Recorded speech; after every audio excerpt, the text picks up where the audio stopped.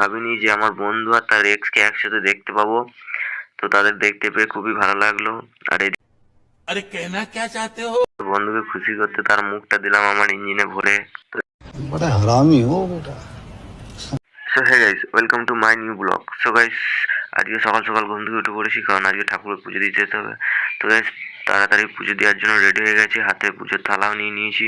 তো চলো গাইস যা যাক। তো গাইস, রাস্তায় বেরিয়ে দেখি প্রচণ্ড কাদা। এই কাদা পেরিয়ে পেরিয়ে কী করে যায় গাইস। তো গাইস, ফাইনালি চলে এসেছি ঠাকুরতলার কাছে। তো ঠাকুরতলায় চলে এসেছি, ঠাকুরতলায় পুজোটা দিয়ে আমি এবার চলে যাব। তো ফাইনালি গাইস, পুজো দেওয়া হয়ে গেছে আমার। তো তারপরে গাইস আমি বেরিয়ে পড়েছি রেডি হয়ে বন্ধুদের সাথে একটু আড্ডা দেওয়ার জন্য। তো গাইস, এত কাদা রাস্তায় জুতো মাথায় নিতে হচ্ছে গাইস।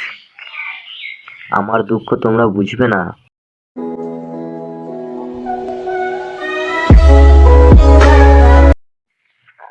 তো গাইস, আমি কোনোদিনই ভাবিনি যে আমার বন্ধু আর তার এক্সকে একসাথে দেখতে পাবো।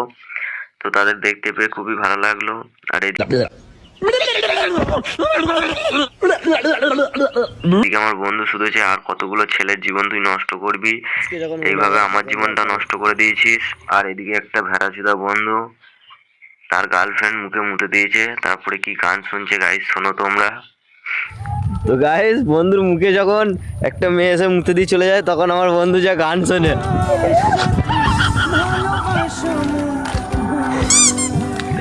বলে না।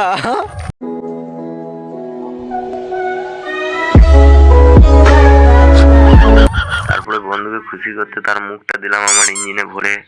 बड़ा हरामी हो बेटा। তো এদিকে একটা দাদার সাথে দেখা। তো দাদাকে বলছি, কি রে এত জল বৃষ্টিতে গ্যাস ভরতে যাওয়ার কারণ?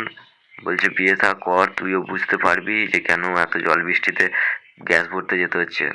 সমাজ রে বাপে আমার বিহা দিয়ে ভাঙলো মাথায় বেল। বেটা তুই যত ঠেলে বি ঠেল